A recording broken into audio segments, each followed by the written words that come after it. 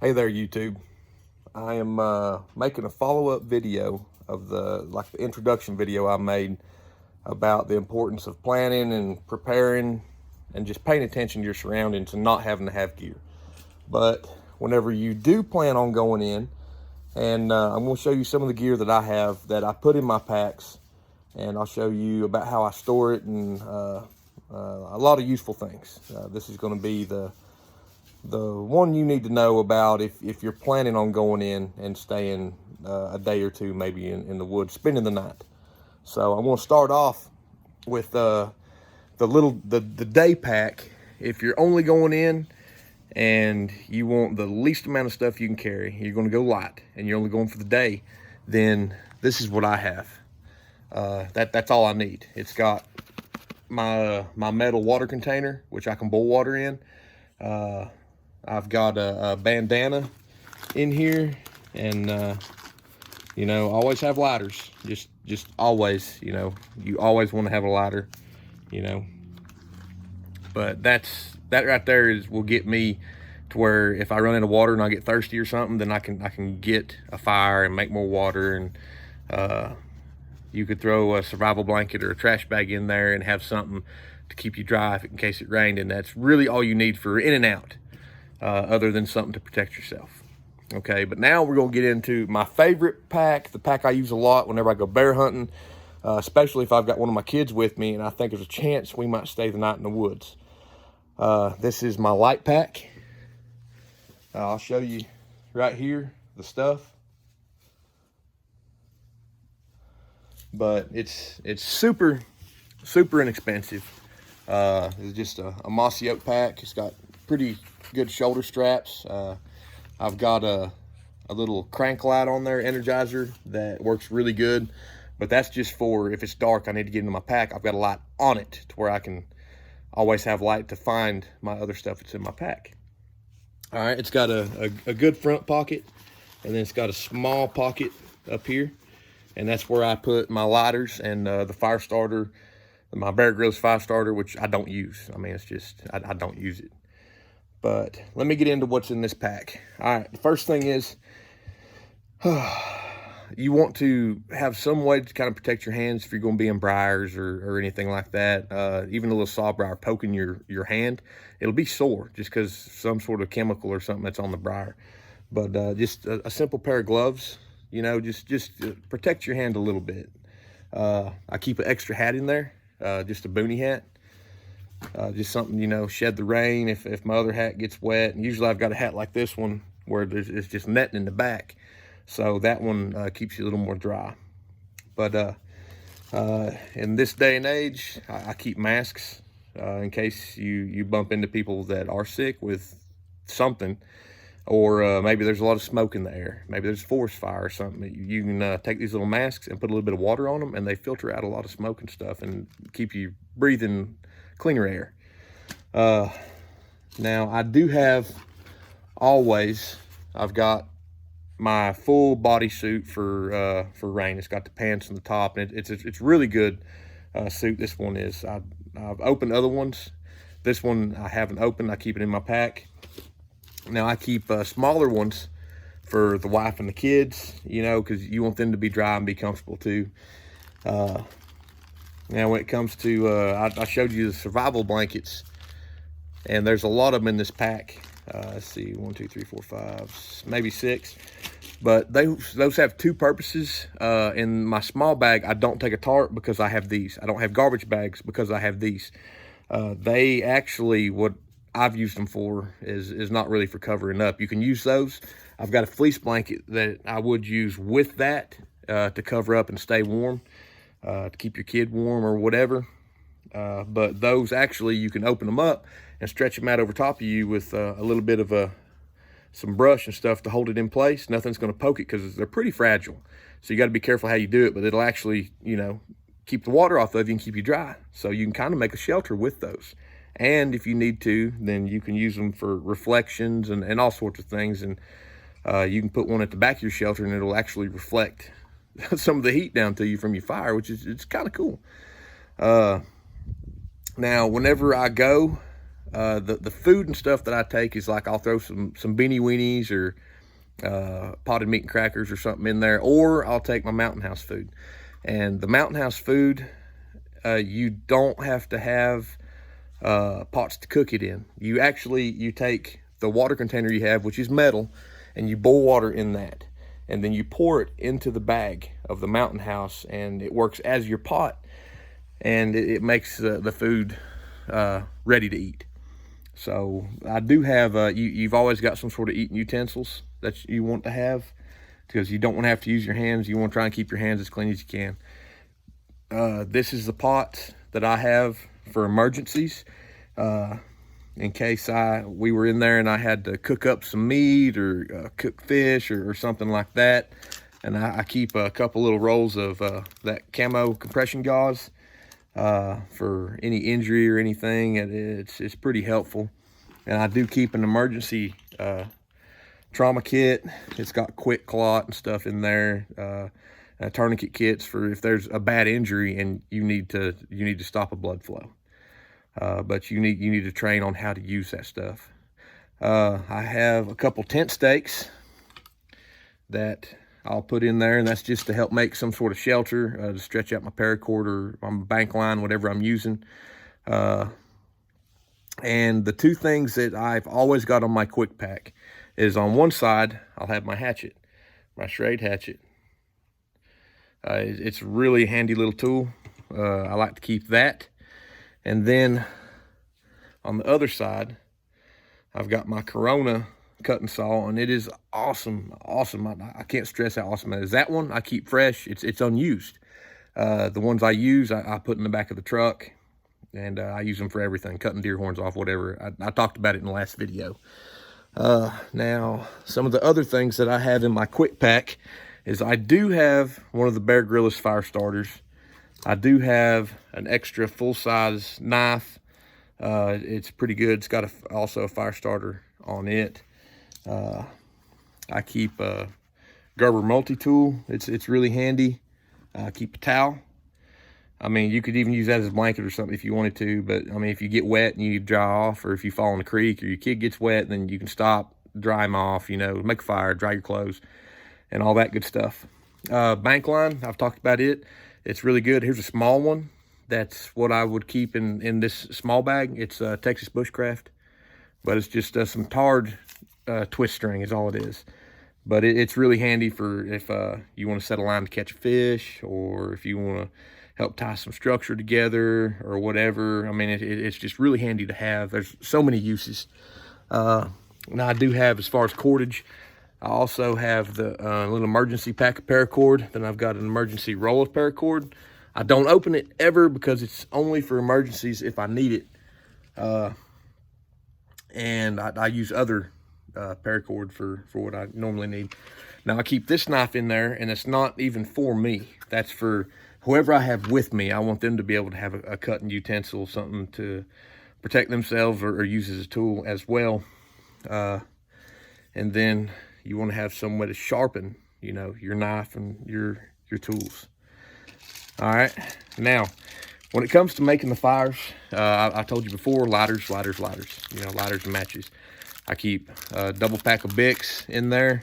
I haven't had to open those yet because I keep a Bic lighter in my pocket. That's the way to make fires. I mean, just simply, people say, oh, you need 2 or 3 ways to make a fire. No, you don't. You need one good way and a couple backups for that. So you need a couple lighters. And I'll show you I've got another lighter, which is a different way to do it, but I'll show you that in a minute.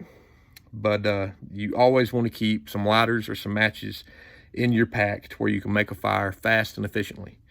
Okay, now I do keep some of the war paint in there, and what that's actually for is you put a little bit under your eyes, and it keeps light from reflecting in your eyes bad, especially if it's white and snowy out. That really helps a lot. Or if you're close to water and you're getting a lot of reflection off the water, it helps a lot.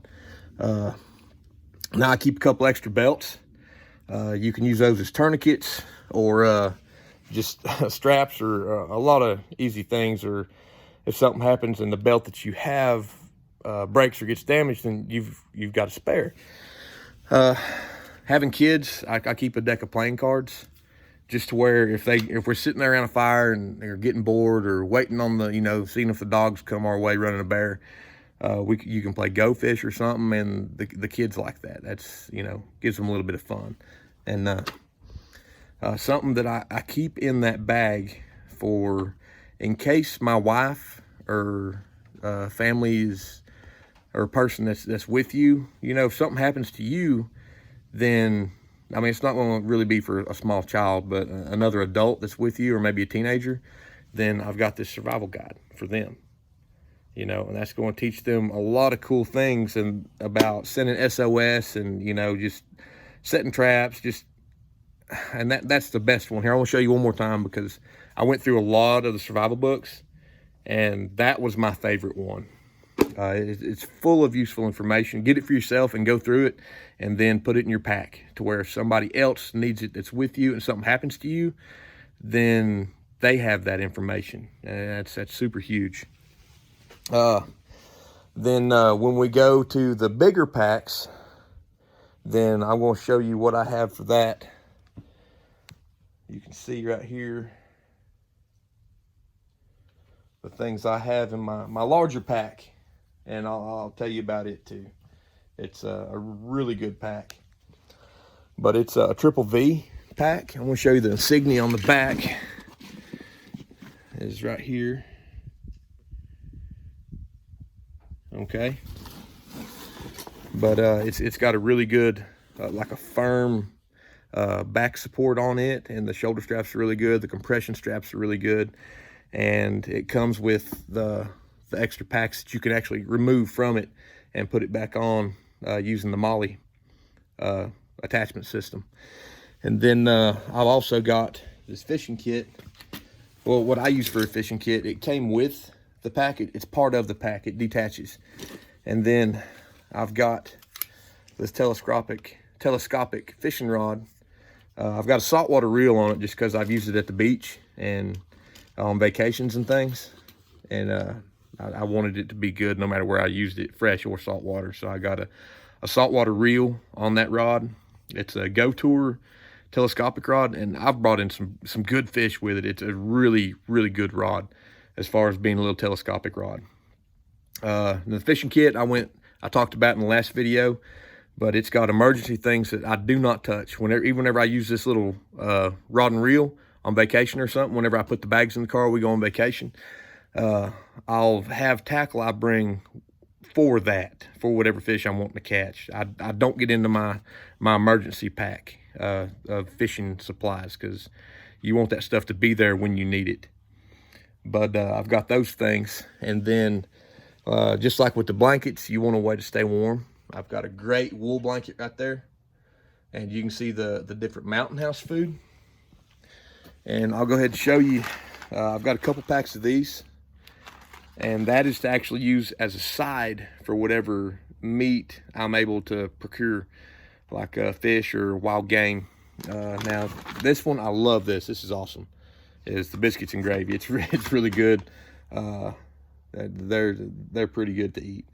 Now this is a bigger thing of the Banks line, or bank line, but it's actually, you can see the picture of the fish on it, but you can set it up for trot lines and things where you or jug lines, whatever you want to call it, and you set places to fish, and you tie a good hook onto it and bait it up and throw it out and tie it off to something that's not going to break or get pulled in, and it can actually catch fish for you, while you're doing whatever it is you're doing according to where you're at. But then you can see I keep another pair of gloves in here, just to protect your hands in case you need to, and I always keep some extra clothes, extra shirts, things like that. And that's just stuff that you really want to have. And I talked about the lighters. So in my longer term bag, my heavier bag, what do you expect? I practice what I preach. I've got more lighters because that is the best way to start a fire. If it's really windy, then you can even go with the stormproof matches. The UCO stormproof matches work great. There's a lot of good ones out there. These little wet fires, that makes starting a fire a lot easier. And then I talked about the radio, It's got a little hand crank and a solar charger for it. Now this lantern is pretty much for my kids. You know, I've got this lantern, I don't even open it. They've got their own lanterns that are exactly like that. That one's for if we're in an emergency situation and they want light to play with. There's the batteries for that. That's the only thing in there that that I have to have batteries that I can't recharge with. Now I've got compasses, but I keep that one. It's like a backup. My wife got it for me. It's a really good compass, but I've got other ones that I use. This pack, same thing. I've got some masks, a knife. I've got my little Coleman cook thing and a collapsible cup. Now, you don't need a lot of ways to start a fire. You need one good way to start a fire and several backups for that way. So lighter and matches, stormproof matches. That's the way you want to do that. But now filtering water, you want several ways. I love life straws. I've got some ordered.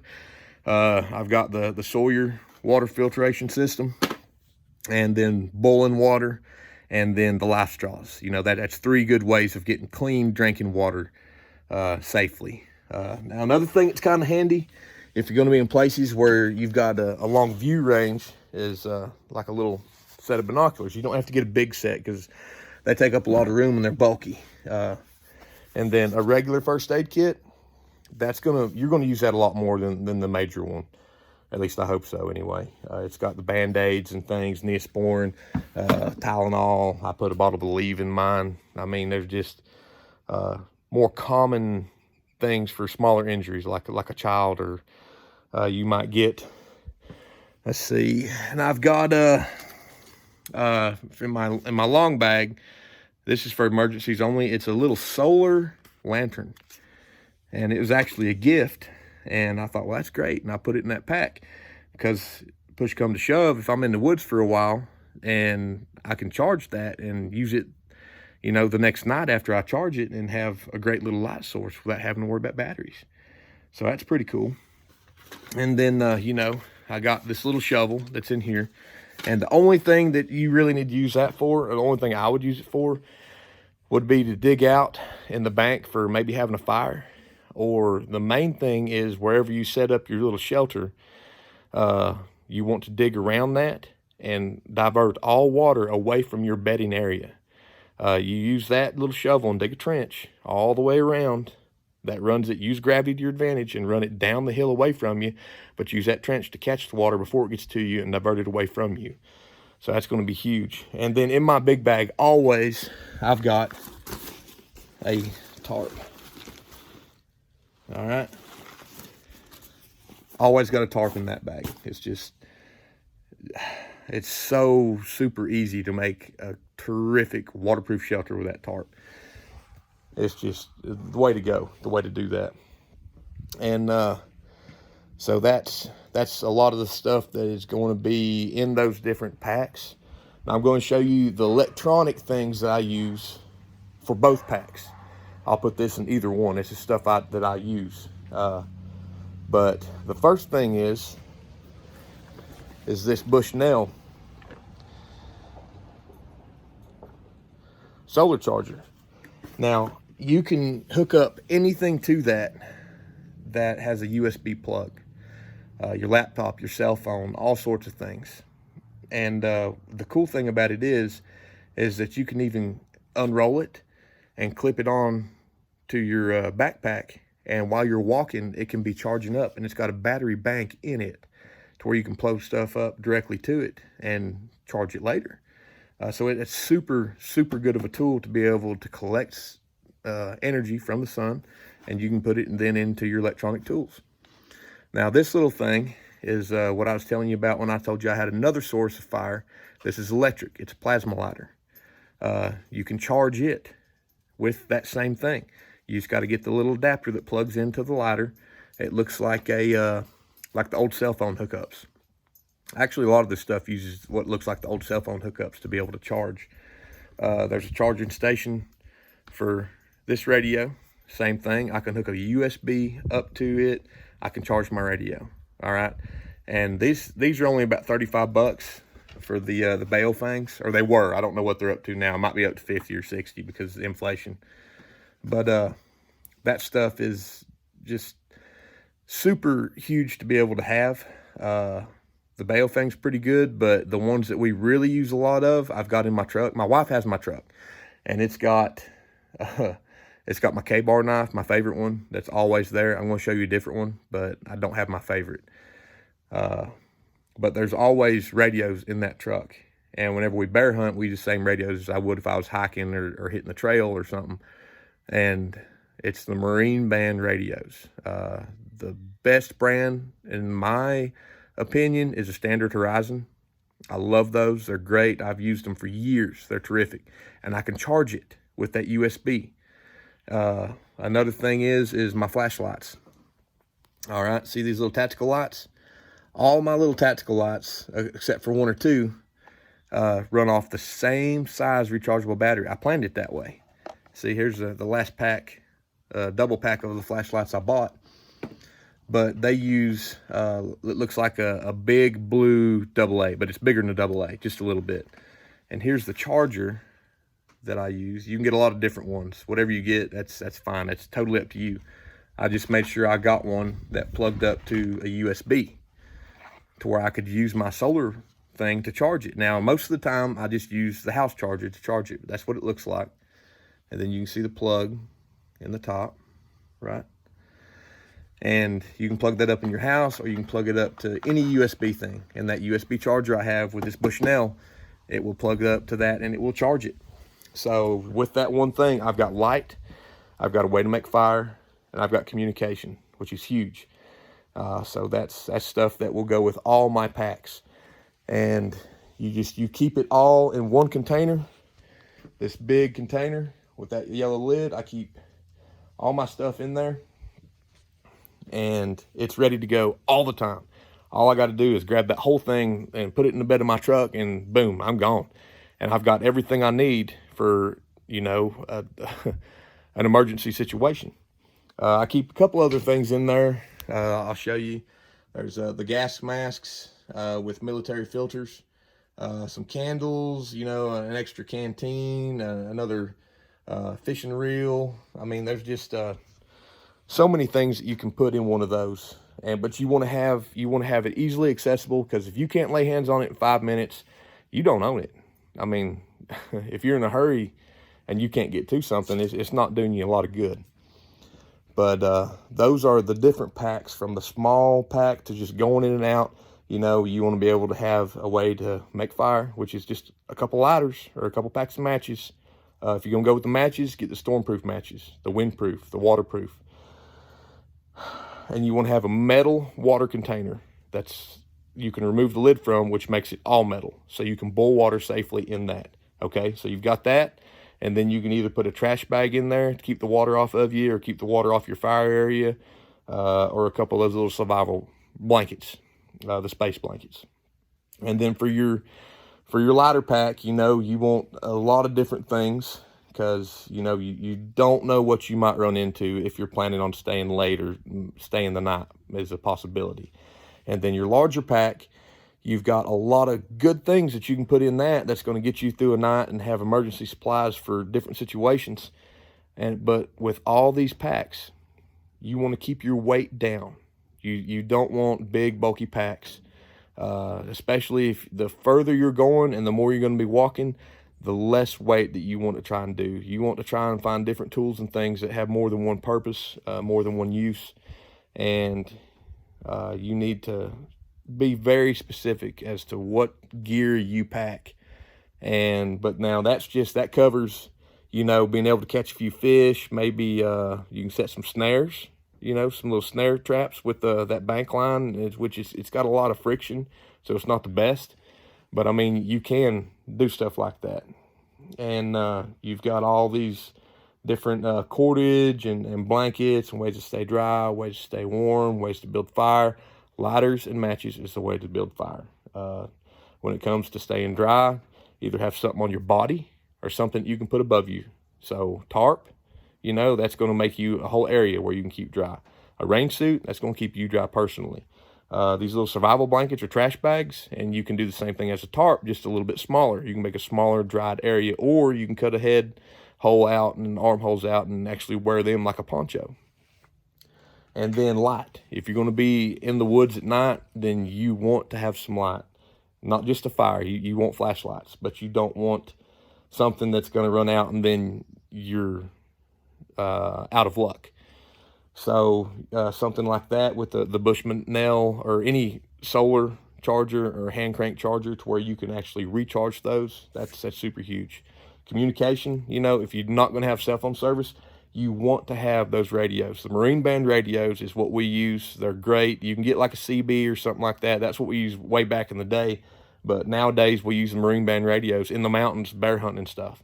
And sometimes you might have to crawl up on a high ridge, or you know, to get a little bit of elevation to where you can talk better and pick up better. But if I recommend one, it'll be the Standard Horizon. It's going to be between $100 and $200 for a good one. If you don't have that much money, the Bayo thing works really good, but then you got to program the channels to whatever channels you or the people you're with are going to use. You need to know how to use it. The Bayo thing is more complicated. The Unidens and the Cobras and the Standard Horizons are a lot easier to use. They have emergency channels. They're great. You need to have that if you're going to go in the woods. I always have radio. So that's super huge. And now I told you about the K-bar knife. I'm going to go ahead and get into that. And this is stuff you want to have to personally protect you. This is your defense things from animals and people. Now, I can't advise you when to use something like that because I don't want to be the cause of you making a bad decision. I will say it's better to have it and not need it than need it and not have it. Okay, now this is the same type of knife. This is a K-bar knife. It's got these right here to keep your hand from sliding up onto the blade and getting cut. They are fighting knives. They are Marine Corps issue fighting knives. They have been for years. I am not a Marine. I've never been in the Marines. My family has been in the Marines and the Army and the Navy, and the K-bar knife that my grandpa gave me was actually used. I mean, it's just pretty cool. But I hold on to it. It's my favorite knife. I love that knife. And so I bought my son this one. But you're looking between 50 and 75 bucks according to the little differences in the styles. You can spend 100, 120 or more, but you don't have to. I mean, you just want a simple $50 K-bar knife, not a Becker. I mean, if you want, sure, that's good. You know, those are great knives. The Becker is a great knife. But you don't have to have that. You know, you can get a simple K-bar knife and be all right. That right there is going to, if a mountain lion or something jumps on you and you stab it with that, it's going to kill it. It's going to probably hurt you. You need to be able to protect your vitals while you're using that. So, I mean, that is a form of self-defense.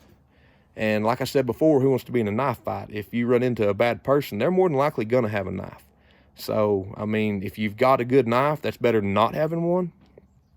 But honestly, I'd rather have a gun. So the next thing I'm going to show you is mine and my wife's pistols. I have a concealed carry permit. I've been shooting for over 35 years. Since I was a small child, I've been hunting and shooting and being in the woods, and I've had more than adequate training for firearms. So I'm not saying that you should just go out and buy a gun and you're okay. That's not the case. If you're going to go buy a gun, a firearm, you need to have sufficient training with that. You need to follow your local laws as far as that goes. You do not want to get in trouble for having a gun. So you want to, whatever the laws are for where you're at, you want to follow those laws to the T, and they change. You need to make sure you keep up with them about the things you have to do to be able to access your firearm, discharge your firearm, and store your firearm. All that stuff changes, and different states change all the time. So you got to keep up with that. But jumping over all that, you need to have training, and do not buy a firearm if you're not going to go and be properly trained with it and store it safely where nobody can get injured with it. Okay, you do not want an accident to happen with that firearm. You want it to be only used for its intended purpose of protecting you and protecting your family. You know, you don't want your kids being able to get to it. You don't want any bad people being able to get to it. You want it to be for you, but you don't want to make it inaccessible for you in the event that you need it. So that's all the advice I can give on how to store your firearms. I'm not going to get into specifics, because that's something that every situation is different with. And I don't want to be liable for anybody making a mistake of storing their firearm. Okay, so only if you can store it properly, use it properly, maintain it properly, and have proper training should you get a firearm. But I do advise doing all that and then getting one. But this is that's my wife's pistol. That is a Taurus Millennium G2. It's a great gun. It's only about 220 to 250 bucks, and it's accurate. It shoots good. It feels good, and it's not really heavy. The smaller the magazine with these pistols, it cuts down on a lot of weight. Now mine, this is full size. Okay. I don't know if you can see it. I'm gonna hold it up so you can see it. Okay. All right. But mine is the Smith & Wesson. It's Smith & Wesson M&P. It's got a 17 shot clip. Each pistol has a backup clip, and those have full metal jackets, which are just like practice rounds. They don't expand and have as much knockdown, but they do have more penetration. The rounds that are in them, that we keep in them, is self-defense rounds, right? So I've got those in mine. You know, these are the ones that are in hers. I love Hornady. I love Gold Dot Spears. Those are great self-defense rounds, right? And I mean, these pistols, they fit your hand really well. You want to observe safe handling with them always. Make sure they're not loaded. Make sure they're not chambered. I checked them before I set them out here. They are not chambered. They are not loaded. The clips are removed from them. That is as safe as they can possibly be with me right here with them.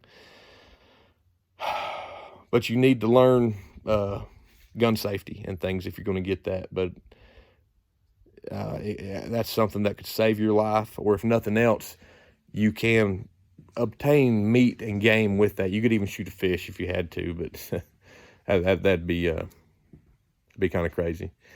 But I hope that this video has helped. Everything is optional, that you can move back and forth from pack to pack, but you want to have all that stuff together in one place to where you can do so. I keep my stuff in that one big container, and then if I'm not in a hurry, then I'll take the packs out and I'll put individually what I want in each pack for whatever situation I'm going into. And if I'm in a hurry, I just throw the whole thing in the truck and I go, and then I grab it and I'm gone and I'm good to go. I've got all that stuff with me, and then I can make my pack once I can better assess the situation that I'm looking at. I can make better decisions with what to put in my pack. But all these things all come back to you honestly having the right clothes on. Like, all right, like you want to have, a pretty good pair of boots, okay? Footwear is huge. You want to have something that's got a little traction. My boots are all waterproof. I don't have a pair of boots that's not waterproof. You want to have clothes that are pretty tough, blue jeans or something, that's fine. If it's going to be cold or rainy, you definitely want a coat to compensate for that. So the things you have on your person is going to determine a lot how comfortable and successful you are at going into the woods and doing these things. And you don't even want to buy like a brand new pair of boots and go for a long ways into the woods because they're not broke in. They're going to hurt your feet. You might have blisters. You want to slowly break those in before that's part of your go-to to travel long distance or in rough terrain. But those are the things that I have, and I hope that this video has helped a lot. If you haven't watched the video before, you definitely need to watch that, because it's all about paying attention to keep yourself out of a bad situation. But if you're going to be in a situation, then, you know, these are some of the things that you can get without having to take a loan out at the bank to get them. Nobody sponsors this. Nobody tells me what to put on here. This is all stuff that I use. This is my personal stuff. You know, and I grew up doing things in the woods. You know, everybody around here pretty much, for the most part, has grown up doing things in the woods. We're very capable of doing whatever we need to. It's fun for us. So this is things that you can do and, you know, have with you, to take with you, to make your trip more comfortable and more fun. You know, if you're going on some sort of search and rescue, if you're trying to find somebody or do something like that, then, you know, the fun's kind of going to go out the window. But you want these things, you know, communication, fire, shelter, water, being able to have food if you're going to be out for a while. Like I said, I throw in, you know, Beanie Weenie's trail mix, Viner sausages, potted meat, whatever. You can get little trail bars and just whatever. Just, you know, put a few of those in your pack, and you'll be glad you did. But that's not something you need to leave in there. It's something you need to throw in as you go. The Mountain House, I mean, it stays good for a long time, so I keep those in that storage container in my bags. But any other food you really don't want to put in there like that, because it's going to go bad, and then you're going to think you've got something and you're going to open up something nasty, and you don't want that. Because if you get sick from eating some bad food, then you're not doing anybody any good, including yourself. You know, so you want clean water to be able to drink. You know, a lot of survival guys will tell you, big bubbles, no troubles. You know, boil that water. Unless you have a really good water filtration system. The ones I use are like 99.9%. They say you can drink out of a mud hole, which I don't, but you supposedly can. But Life Straw is definitely my favorite water filtration. The Sawyer, I've never even opened it, so I've got it, but I can't say, hey, it's great, because I don't know. I mean, I've never had to open it. But the Life Straws are awesome. And then boiling water, you know, that's as old school as it gets. So that is the way to do that. So y'all have a great day, and I hope everybody can use this to be something helpful to you as the follow-up of the video I made before. Thank y'all very much. If there's something that y'all would like to see, or if there's a situation that you think you're going to find yourself in, if you want to leave me a comment, and I'll try to check that, and I will try to do a video of the specific situation that you think you might be in, and try to be as much help to anybody as I can. So y'all have a good one. Stay safe. Have fun. Bye.